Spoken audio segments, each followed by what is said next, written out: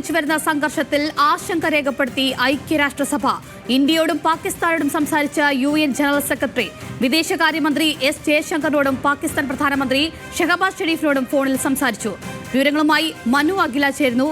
മനു, ഇന്ത്യയും പാകിസ്ഥാൻ തമ്മിലുള്ള സംഘർഷം കൂടി വരുന്ന സാഹചര്യത്തിൽ ഐക്യരാഷ്ട്രസഭ ആശങ്ക രേഖപ്പെടുത്തിയിരിക്കുകയാണ്. ഇതൊരു UN ഒരു മധ്യസ്ഥ ശ്രമമായി കാണാൻ കഴിയില്ലേ? അഞ്ജലി, സാധാരണഗതിയിൽ രണ്ട് രാജ്യങ്ങൾ തമ്മിൽ സംഘർഷ സാധ്യതകൾ ഉണ്ടാകുമ്പോൾ അതിലിടപെട്ട് പരിഹാരം കാണാൻ UN ശ്രമം നടത്താറുണ്ട്. സമാനമായൊരു ഇടപെടലാണ് പെഹൽഗാം ഭീകരാക്രമണത്തിന് പിന്നാലെ UN നടത്തുന്നത്. പെഹൽഗാം ആക്രമണത്തിന് പിന്നാലെ ഇന്ത്യ പാക് സംഘർഷം വർദ്ധിക്കുന്ന ഒരു പശ്ചാത്തലത്തിൽ കൂടിയാണ് UN ഇപ്പോൾ ഒരു ഇടപെടൽ നടത്തുന്നത്. നേരത്തെ ഭീകരാക്രമണത്തെ അപലപിച്ച് UN രംഗത്ത് വന്നിരുന്നു.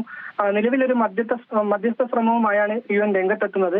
ഇന്ത്യയോടും പാകിസ്ഥാനോടും UN general secretary Antonio Guterres സംസാരിച്ചിരുന്നു.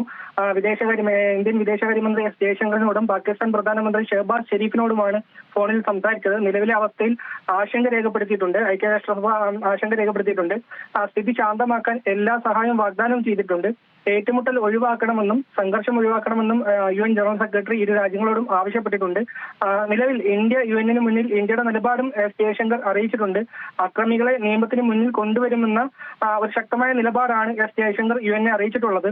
അതേസമയം ഇന്ന് രാവിലെ നോക്കുകയാണെങ്കിൽ ഐക്യരാഷ്ട്രസഭയിൽ പാകിസ്ഥാനെതിരെ ഇന്ത്യ ശക്തമായ നിലപാടും എടുത്തിരുന്നു. ആഗോള ഭീകരതയ്ക്ക് എണ്ണ പകരുന്ന ഒരു ശ്രമമാണ് പാകിസ്ഥാൻ നടത്തുന്നതെന്നും ഇനിയും ലോകത്തിന് ആ ഒരു ഭീകരതയ്ക്ക് നേരെ കണ്ണടയ്ക്കാനാകില്ലെന്നും ഇന്ത്യ വ്യക്തമാക്കിയിരുന്നു.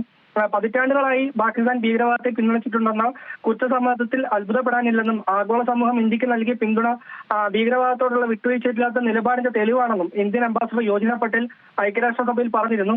ഈ ഒരു അവസ്ഥയിൽ നിലവിൽ ഈ സംഘർഷ സാധ്യതകൾ ലഘൂകരിക്കാൻ വേണ്ടിയാണ് UN മധ്യസ്ഥ ശ്രമവുമായി മുന്നിലെത്തുന്നത്.